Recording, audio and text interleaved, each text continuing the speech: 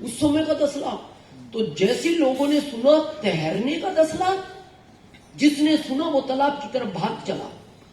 लाखों की संख्या इकट्ठी हो गई, लेकिन उस तालाब में कोई कूदने को तैयार नहीं था, क्योंकि उसमें 1 महीने से मगरमच्छ तैर रहे थे जो भूखे थे।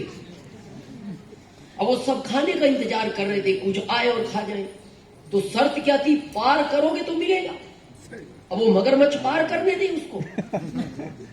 तो अब उसमें से किसी की भी हिम्मत नहीं हुई, लेकिन उस भीड़ में से एक मेरे जैसा पतला दुबला व्यक्ति कूद गया। हो सकता है उसको पैसों की ज्यादा सख्त जरूरत हो, जो भी XYZ। अब जब वो कूद गया तो हमारे भारत में कहावत है, मरता क्या नहीं करता। अब उसने जैसे तैसे हाथ पैर मारता गया और पार कर गया, निकल गया। तो सारी भीड़ उसके पास पहुंच गई और उसको हाथ मिला के बोलती है, यार भाई साहब, अच्छे पहलवान नहीं कूदे, तुम कूद गए, गजब की हिम्मत है। एक आके उसके कंधे पे हाथ थपथपाता है, 10 लाख के मालिक बन गए यार भाई साहब। एक आके कहता है, भाई साहब मैंने बहुत लोगों को देखा पर ऐसी हिम्मत मैंने आज तक नहीं देखी।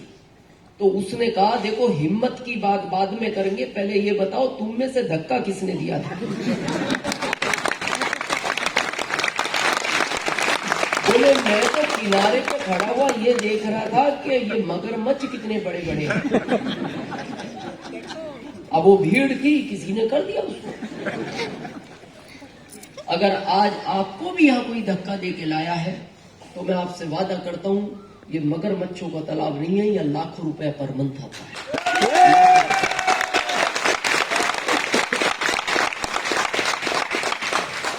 मेरा नाम दिनेश चौधरी है और मेरा जन्म यूपी में हुआ। मैंने RCM में काम किया MP, और अभी मैं उदयपुर राजस्थान से आया हूं। तो ये थोड़ा सा इंट्रोडक्शन कंफ्यूजन वाला नहीं हो गया? जन्म यूपी, काम MP और अभी राजस्थान से। क्योंकि इंट्रोडक्शन में हमेशा आदमी 2 बात करता है, ये मेरी जन्मभूमि है और ये मेरी कर्म भूमि है, और ये 2 ही भूमि होती है। आप कुछ भी काम करना जिंदगी में, वो 2 ही प्रोफेशन, किसी भी प्रोफेशन में 2 ही चीज तैयार होती है आपकी, एक आपकी जन्मभूमि, एक आपकी कर्म भूमि।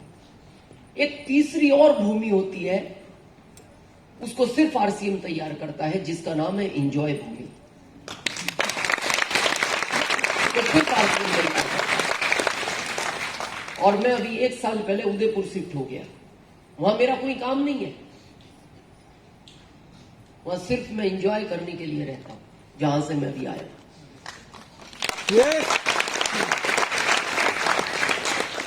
और ये आपके साथ भी हो सकता है।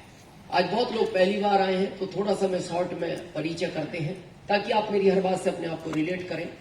मेरा नाम दिनेश चौधरी है। यूपी में मेरा जन्म हुआ, एक बहुत छोटे से किसान परिवार में हुआ।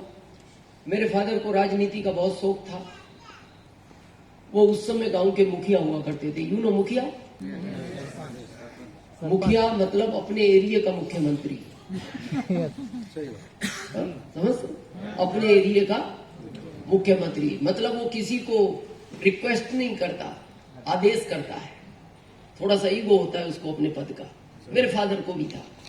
तो मेरे को अच्छी तरह याद है, मैं लगभग 6.5 साल का था तो मेरे को स्कूल ले जाया गया। आपको पता है उस जमाने में ज्यादा छोटे बच्चों को स्कूल नहीं भेजते थे, और गांव में तो विशेष नहीं भेजते थे। 5, 6, 7 साल में भी भेजते थे। मैं लगभग 6.5 साल का था।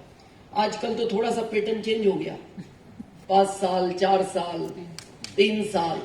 अभी तो मैंने सुना है 2 साल में बच्चे को प्ले स्कूल में डाल देते हैं। जबकि मेरा ऐसा मानना है बहुत छोटे बच्चे को स्कूल नहीं भेजना चाहिए, उससे उसका शारीरिक और मानसिक विकास रुकता है। लगभग 5 साल तो उसके खेलने कूदने की उम्र होती है, वो जीवन उसको दोबारा कोई मिल सकता है। अभी मेरे पोते का मैंने 5 साल के बाद एडमिशन होने दिया। अभी पिछले साल, अभी वो 1 साल हो गया उसको स्कूल जाते हुए, अभी वो 6 साल का हुआ है। जब 5 साल का हुआ तो मैंने उसका एडमिशन होने दिया। तो उसके माता पिता मेरे से थोड़े नाराज हुए, बोलते हैं आप समझते नहीं, आपका जमाना अलग था, आज जमाना अलग है, आपके जमाने में पढ़ाई नहीं चाहिए थी, आज बगैर पढ़ाई के काम नहीं चलता। तो मैंने उनको एक ही लाइन में जवाब दिया, बगैर पढ़ाई के काम चल रहा है कि नहीं?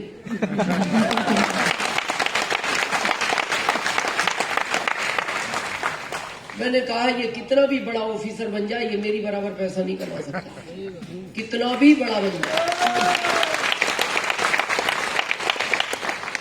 अगर उसको जॉब मिला, पहली बात तो मिलेगा नहीं क्योंकि जॉब है नहीं, और दूसरी बात मैं आरसीएम कर रहा हूं तो उसको जॉब की आवश्यकता नहीं है क्योंकि मैं आरसीएम उसके लिए छोड़कर जाऊंगा।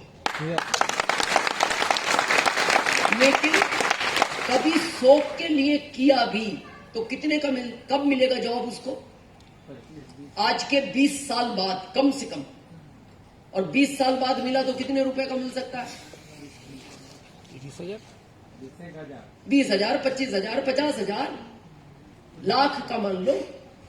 1 लाख का जॉब जब उसको 20 साल बाद मिलेगा तो मैंने उसके माता पिता को कहा कि जब ये 1 लाख के जॉब पे 20 साल बाद जाएगा ना, आज मैं हर महीने भारत सरकार को 1 लाख रुपए इनकम टैक्स देता हूं। तो ये मेरी बराबर तो नहीं जा सकता, लेकिन XYZ जो भी रहा।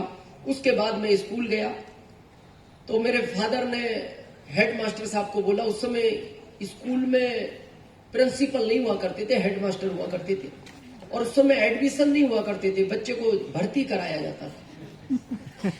बहुत सारे माता पिता तो जमा करा के आते थे।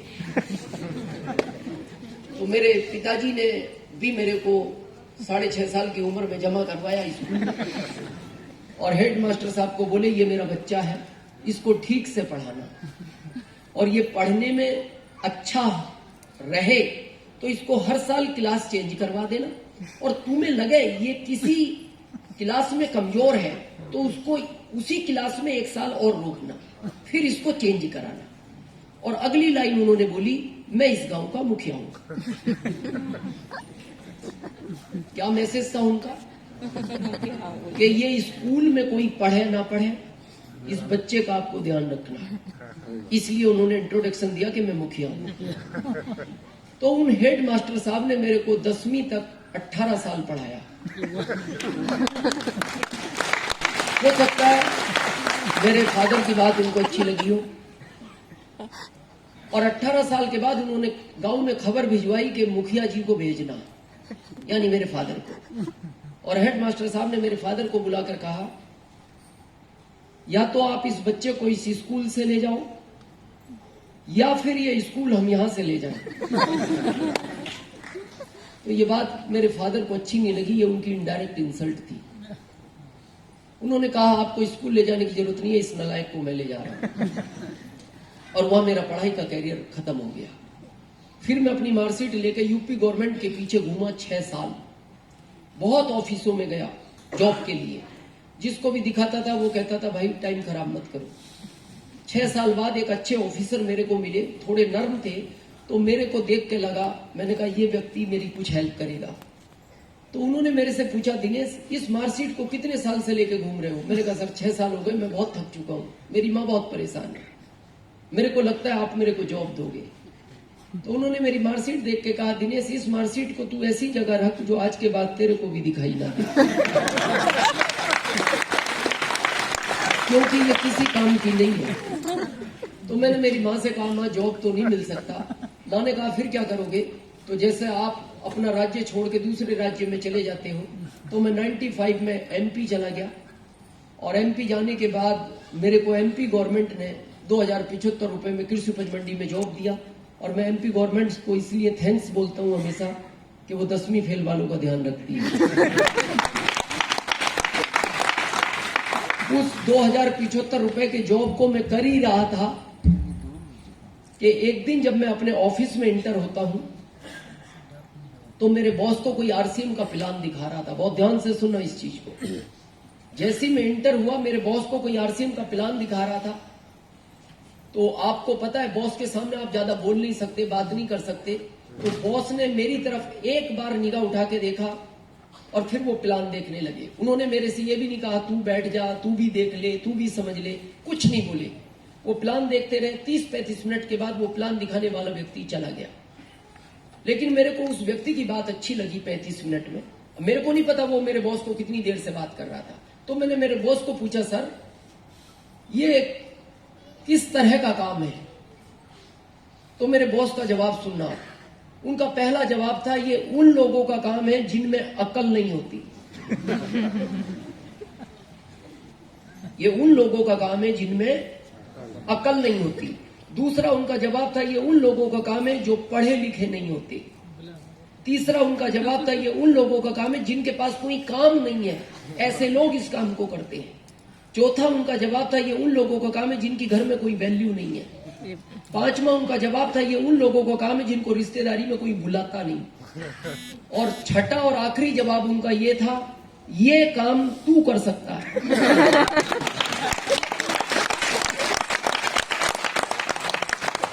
मतलब आप समझ गए, एक लाइन में उन्होंने कह दिया कि ये सारे गुण तेरे में पाए जाते हैं। और मैंने उनको कहा, मैंने कहा सर मैं आरसीएम आज ही शुरू करूंगा। बोले क्या बात करता है? मैंने कहा सर मैं आज ही शुरू करूंगा। मेरे को नहीं पता आपने उससे क्या समझा, लेकिन मैं समझ गया और मैं आज ही शुरू करूंगा। और मैंने उसी दिन इस सिस्टम के अंदर आईडी ली। लेकिन मैं आपको आश्चर्य की बात ये बताऊं कि 3 साल पहले मेरे बॉस भी ज्वाइन हुए।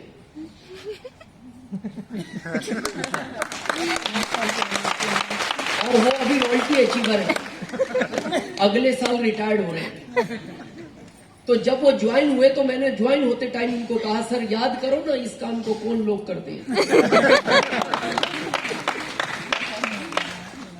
उनकी आंख से आंसू आ गए जब ये बात मैंने कही। तो मेरे को अच्छा नहीं लगा, शायद मेरे को ऐसा नहीं बोलना चाहिए था।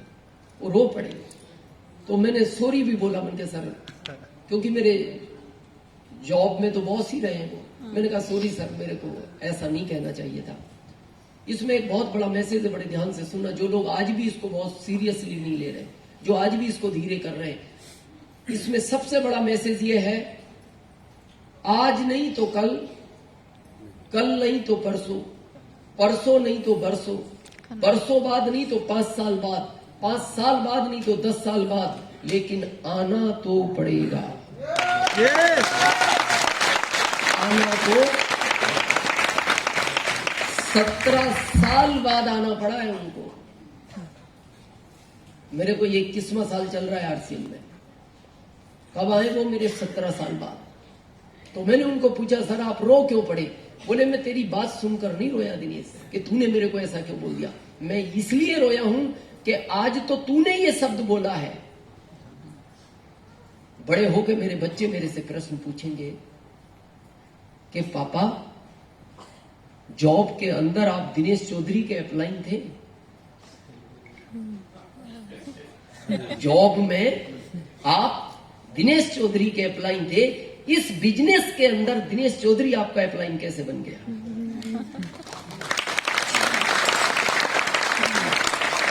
क्या जवाब दूंगा मैं उनको? शायद मैं ये कहूंगा कि उस समय मेरे आरसीएम समझ में नहीं आया। तो वो दोबारा प्रश्न पूछेंगे, जब उस समय समझ में नहीं आया तो आज क्यों आया? और आज आया है तो फिर उस समय क्यों नहीं आया? क्या जवाब होगा? शायद वो बच्चे ऐसा भी बोल सकते हैं, पापा उस समय शायद इसलिए समझ में नहीं आया होगा क्योंकि उस समय आपका दिमाग शायद ठीक काम नहीं करता। कुछ भी बोल सकते हैं। जो लोग आज भी आरसीएम को बहुत सीरियसली नहीं ले रहे, मैं बताऊं आपको, अगर आपके पास पैसा बहुत है, पैसे की इंपोर्टेंस नहीं होती। आप कभी अपने दिल पे हाथ रख के सोचो, जिस भी काम को कर रहे हो आपका परिवार आपके साथ खुश है या नहीं? भारत में 80% परिवार खुश नहीं है अपने घर में जिस काम को आप करते हो। और ये कड़वा सच है, लेकिन है सच। अगर आप इजाजत दो तो मैं कहूं, yes! इस भारत में 80% महिलाएं आज भी अपने पति के साथ इच्छा से नहीं, मजबूरी में रहती हैं। इच्छा से नहीं, मजबूरी में रहती है। ये क्या गर्व की बात है हमारे लिए कि आपकी पत्नी आपके साथ मजबूरी में रह रही है? क्यों रहती है? क्योंकि भारत के संस्कार अलग है बाकी दुनिया से, हर देश से। क्योंकि भारत में जब एक बच्ची की शादी की जाती है तो देखना माता पिता बार बार बोलते हैं बेटा कुछ भी हो रहना वही है, कुछ भी हो बेटा एडजस्ट करना, कुछ भी हो बेटा, जिस घर में 4 बर्तन होते हैं आवाज आती है, कुछ दिन बाद सब ठीक हो जाएगा। 80%। और ये बात मैं इसलिए कह रहा हूं, मैं भुक्तभोगी हूं। मेरी शादी अच्छे घर में हो गई, यू नो अच्छा घर, उड़ीसा में समझते अच्छा घर किसको बोलते हैं रमाकांत जी? अच्छा घर उड़ीसा में पैसा वाला सर, पैसा वाला। हाँ। तो मेरी शादी उस घर में हो गई कि उस जमाने की बात कर रहा हूं जब मेरी शादी हुई, कि जब मेरी पत्नी की आंख खुली जन्म लेने के बाद, तो उसके घर में उस समय 3 कारें थी। इसका कारण उसके पिताजी थे। जिस घर में मेरा जन्म हुआ, जब मेरी आंख खुली तो हमारे घर में साइकिल भी नहीं थी, इसका कारण हमारे पिताजी थे। अब हमारे पिताजी से गलती ये होगी कि शादी उस परिवार में कर दी जिसमें नहीं करनी चाहिए थी। क्योंकि शादी हमेशा बैलेंस में करनी चाहिए, क्योंकि अमीर ससुराल के फायदे भी हैं तो नुकसान भी है। फायदे बहुत कम है, नुकसान ज्यादा होते हैं अमीर ससुराल के। फायदा एक ही अमीर ससुराल का, आपको कोई आर्थिक तकलीफ हो तो वो मदद करते हैं, बस एक ही फायदा है। नुकसान क्या है? उनकी बहन को कोई तकलीफ हो तो वो एक्स्ट्रा मदद करते हैं। यू नो एक्स्ट्रा समझते हैं? पैसों से नहीं, हाथ पैर से। इसीलिए कभी गलती से अगर अमीर ससुराल में शादी हो भी जाए तो ससुराल दूर होना चाहिए, गैप होना चाहिए, डिस्टेंस लंबा होना चाहिए। जितना लंबा हो उतना अच्छा है। क्यों? कभी उनकी बहन उनके भाई से कोई शिकायत करे तो आपको भागने का मौका तो मिलना चाहिए।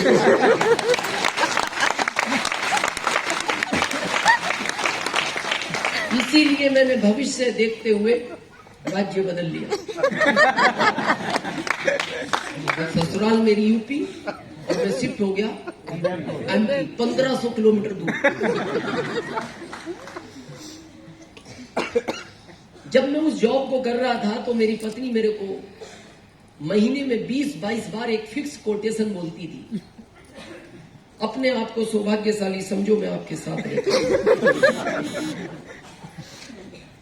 कैसी लगती है ये लाइन सुनने? पत्नी के मुंह से सुनो, बहुत सुकून मिलता है। सुनो, दर्द करती है। अगर आपको शाम को आज जाने के बाद पत्नी कहे मैं आपके साथ रहती हूँ, अपने आप को सौभाग्यशाली समझो, ये लाइन दर्द नहीं करती? और ये लाइनें हर घर में सुनने को मिलती है, पर 3-4 साल में जब कभी वो कहते हैं ना कहावत है 4 बर्तन होते तो आवाज तो आती है। तो चलो 3-4 साल में पति पत्नी में झगड़ा हो जाता है, तब पत्नी बोल देती है मैं ही हूं जो आपके साथ रह रही हूँ, कोई दूसरी होती रह नहीं सकती थी। तो चलो 3-4 साल में एक आध बार बोल दे तो ठीक है, पर महीने में 22 बार गलती नहीं थी पत्नी की। जब आदमी गरीबी से अमीरी की तरफ चलता है तो उसको अच्छा लगता है, लेकिन जब आदमी अमीरी से गरीबी की तरफ जाता है तो उसको बहुत तकलीफ होती है। तो मैं अपने जीवन में क्यों खुश था? मैं तो उस परिवार से था और सरकारी नौकरी में लग गया, तो मैं तो खुश था।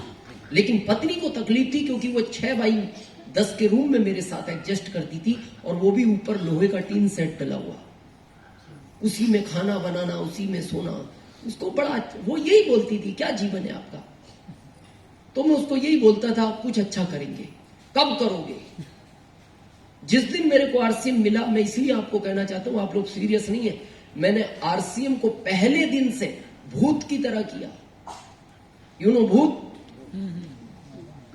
अभी कहां दिखा, फिर कहां दिखा, फिर वहां दिखा, तो फिर वहां दिखा।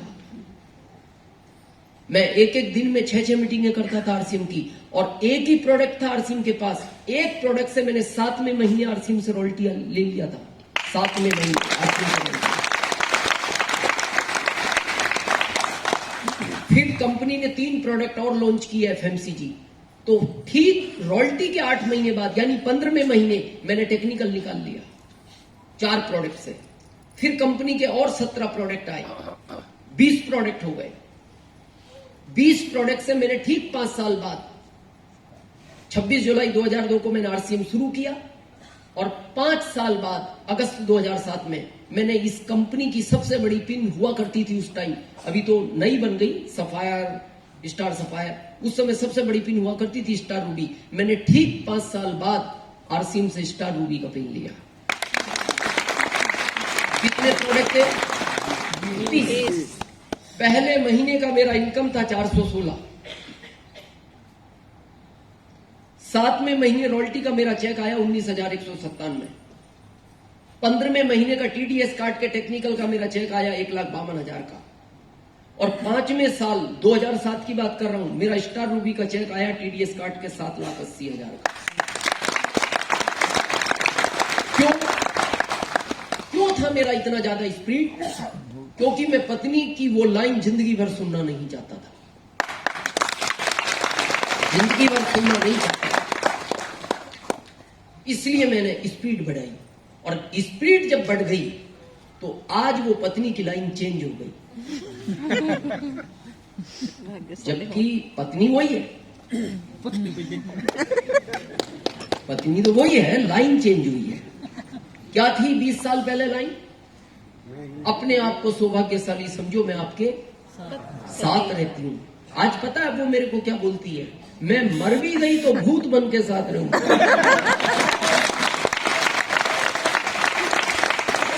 तो ऐसा क्या हो गया 20 साल में?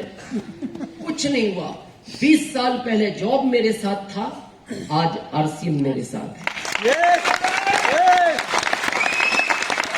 तो मैं राहुल किला वालों आपसे पूछना चाहता हूं कि आप भी उन्हीं लाइनों का इंतजार कर रहे हो क्या?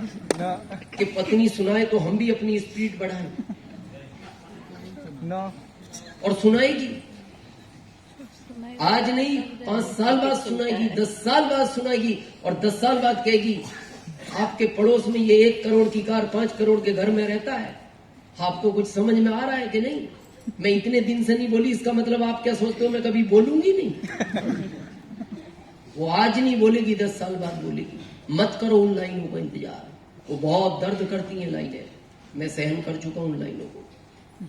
RCM अभी उस ट्रैक पे आ चुका है। हमारे टाइम पे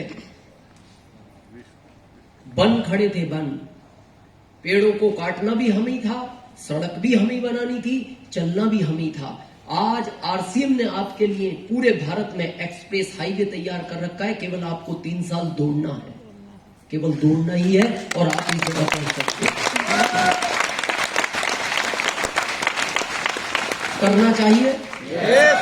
क्यों करना चाहिए? आज उस चीज को विशेष समझेंगे।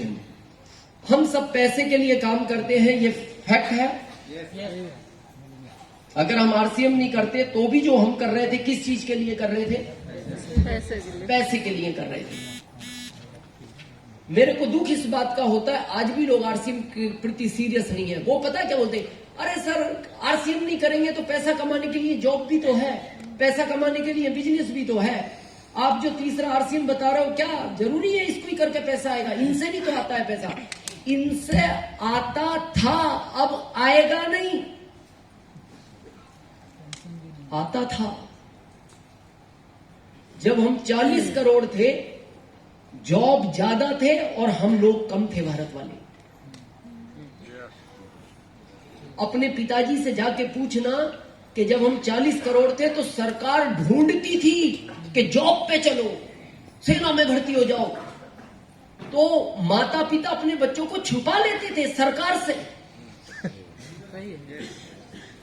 कब? जब हम 40 करोड़ थे।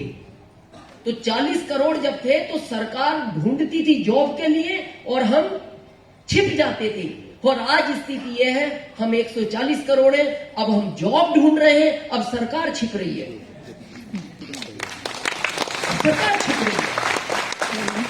वो यही कहती है कहां से आ गए, कहां लाएंगे जॉब? बदल रहा है समय, संख्या बढ़ती जा रही है, जॉब कम होते जा रहे हैं।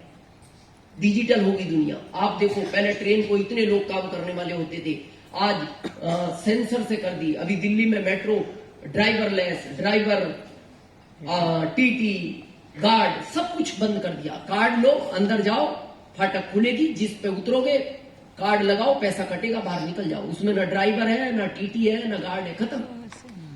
तो जॉब तो खत्म होते जा रहे। आपके ये एक्सप्रेस हाईवे को देखो, पहले 500 लोग मजदूर मिलकर बना देते थे, आज जेसीबी, फोगलैंड, इतनी बड़ी बड़ी आधुनिक चीजें आ गई। उसी काम को 10 लोग कर देते हैं, जिसको पहले 500 करते थे।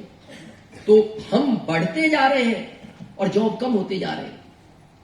जब हम 80 करोड़ थे, जॉब कम थे, ज्यादा थे, हम कम थे। हम 100 करोड़ हुए, जॉब कम हुए, हम बढ़े। अभी हम कितने? 140 करोड़। और अभी हम प्रोग्रेस पर ही हैं। आपको क्या लगता है, हम 10 साल बाद 100 करोड़ हो जाएंगे? चाइना को टॉप जाएंगे सर, चाइना को क्रॉस कर जाएंगे। हाँ, चाइना को क्रॉस कर जाएंगे, और करना भी चाहिए। भारत अभी हम दूसरे नंबर पे, हम दूसरे पे क्यों रहे? भारत के हम तो हमेशा एक पे रहने वाले लोग। जब हर चीज में एक पे रहे, तो इसमें क्यों नहीं एक पे? तो आप अपना प्रयास जारी रखें। अब विषय आता है, जॉब तो नहीं है, दूसरा ऑप्शन है बिजनेस। और जॉब का अगर आपको लगता है ना, जो लोग जॉब कर रहे थे, इस कोरोना ने सिखाया है। ये प्राकृतिक कभी भी, मैं कल बात कर रहा था होटल में किसी सीनियर से, ये प्राकृतिक कभी भी आपको तकलीफ नहीं देना चाहती, ये सिखाना चाहती है। वो ये कहती है, एक इनकम पर डिपेंड मत रहो, उसको मैं कभी भी बंद कर सकती हूँ। एक आरसीएम की इनकम साथ में लेके चलो, जो कभी बंद नहीं होगी। तो ये सिखाना चाहती है। कोरोना में 45 करोड़ जॉब छीने भारत से। जिसकी 1 लाख सैलरी थी, उसको भी कंपनी 25,000 दे रही है। उसने कह दिया कंपनी ने, 25 में करना हो करो, नहीं तो फिर घर ही रहो। बहुत सोचने का विषय है। दूसरा ऑप्शन बिजनेस। इस कोरोना में अरबपति लोग रोड पर आए हैं। एटलस जैसी कंपनी बंद हो गई, एटलस जैसी कंपनी बंद हो गई। अभी उमाकांत जी बता रहे थे ना कि अब तक का 21 साल का इतिहास का टर्नओवर आरसीएम ने कोरोना में तोड़ा है। अब तक का सबसे बड़ा टर्नओवर। जहां कंपनियां भारत की बंद हुई, वहां सबसे ज्यादा टर्नओवर आरसीएम ने किया है कोरोना के अंदर। तो करना चाहिए, करना हम सब चाहते हैं, आए भी इसीलिए है। लेकिन मैं बताऊं हमारे साथ क्या समस्या है? हमारे साथ एक ही समस्या है, समय की। जिससे बात करो वो ये कहता है, भाई साहब बस क्या करें, इच्छा तो बहुत है, टाइम नहीं है। मेरे समझ में नहीं आया, इच्छा बहुत है, टाइम नहीं है।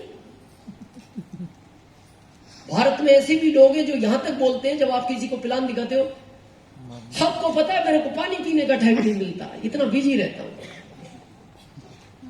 तो फिर पैसे क्यों कमा रहा, पानी पीने का टाइम नहीं? भारत में तो ऐसे भी लोग हैं जो ऐसा भी कहते मिलते हैं, भाई साहब आप क्या जानते हो, मेरे पास मरने की फुर्सत नहीं है। और मैं आज तक नहीं समझा, जिसके पास मरने की फुर्सत नहीं है वो जिंदा क्यों है? आपको क्या लगता है, रमाकांत जी के पास समय था, उमाकांत जी के पास समय था, अश्विन जी के पास समय था, इन रॉयल्टी अचीवर के पास समय था, दिनेश चौधरी के पास समय था। मैं भी अपने जॉब में बिजी था। समय होता नहीं, समय निकालना पड़ता है। होता नहीं, समय निकालना पड़ता है। किसी महान व्यक्ति ने कहा है, जब एक कांटा आपके पैर में घुसता है, उस कांटे को निकालना हो तो एक कांटा और पैर में डालना पड़ता है, तब पहला कांटा निकलता है। आपको क्या लगता है, हम सबकी जिंदगी में एक नहीं बहुत कांटे घुसे हुए हैं? जॉब का कांटा, बॉस का कांटा, दुकान का कांटा, खेती का कांटा, पड़ोसियों का कांटा, रिश्तेदारों का कांटा, बच्चों का कांटा, पत्नी का कांटा, एक कांटा है। और मैं ओपन चैलेंज करता हूं भारत को, 3 साल के लिए इस कांटे को अपने पैर में डाल लो, ये दुनिया के सारे कांटे निकालने की ताकत है। 3 साल के लिए। बहुत लोग मेरे से कहते हैं, सर आरसीएम में करना क्या पड़ता? मैं कहता हूं आरसीएम से आसान काम नहीं है। क्या काम है आरसी में? लोगों को समझाना। ये भारी काम है? आसान काम है। भारी ये है कि भारत के लोगों को समझाना है, बस इतना भारी है। और भारत के आदमी को समझाना और मेंढक को तोलना, ये बराबर काम है। मेंढक को आप कंडे में रख के जाओ और दूसरा मेंढक पकड़ने जाओ, ये पहला निकल जाए। और आप भी कई बार ये कहते हो, सर 4 लोगों को जोड़ दिया था, इतने 5 में देखने गए, ये निकल गए।